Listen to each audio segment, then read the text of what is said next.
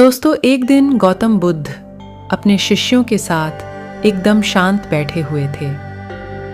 उन्हें इस प्रकार बैठे हुए देख शिष्य चिंतित हुए कि कहीं वह अस्वस्थ तो नहीं है। एक शिष्य ने उनसे पूछा कि आज वह मौन क्यों बैठे हैं?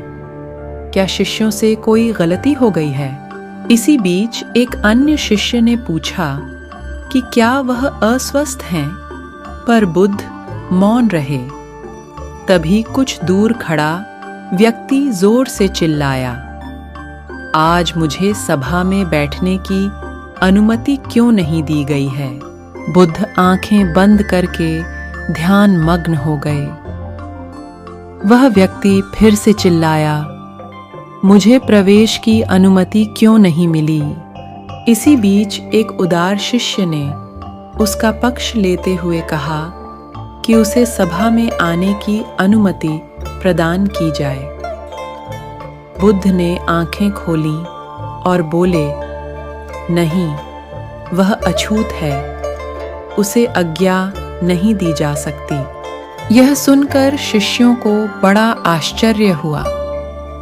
बुद्ध उनके मन का भाव समझ गए और बोले, हाँ, वह अछूत है।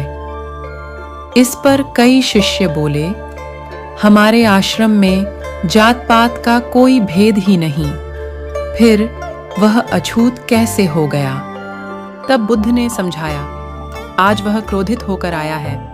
क्रोध से जीवन की एकाग्रता भंग होती है। क्रोधी व्यक्ति प्राय मानसिक हिंसा कर बैठता है, इसलिए जब तक वह क्रोध में रहता है तब तक अछूत होता है। इसलिए उसे कुछ समय एकांत में खड़े रहना चाहिए। क्रोधित शिष्य भी बुद्ध की बातें सुन रहा था।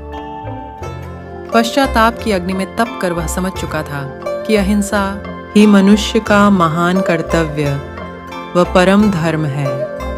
वह बुद्ध के चरणों में गिर पड़ा और कभी क्रोध न करने का प्रण लिया।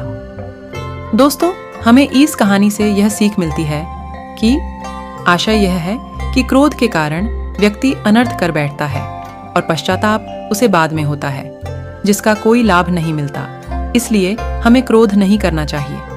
असल मायने में क्रोधित व्यक्ति अछूत हो जाता है और उसे अकेला छोड़ देना चाहिए। क्रोध करने से तन, मन और धन तीनों की हानि होती है। क्रोध से ज्यादा हानिकारक कोई और वस्तु नहीं है।